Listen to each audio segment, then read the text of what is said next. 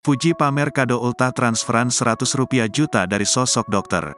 Fuji kaget mendapatkan kado ultah dari sosok seorang dokter dengan nilai fantastis.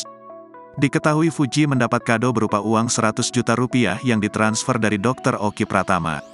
Fuji membagikan bukti percakapan hingga bukti transfer yang dikirimkan oleh Dr. Oki beserta foto yang menunjukkan ekspresi kagetnya.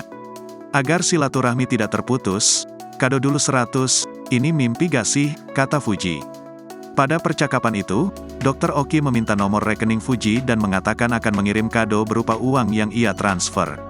Kemudian mantan kekasih Tarik Halilintar itu mengatakan bahwa dirinya merasa tidak enak karena ternyata sang dokter sudah mengajaknya jalan-jalan ke Eropa. Tak disangka ternyata sang dokter telah mengirimkan uang sejumlah Rp100 juta kepada Fuji.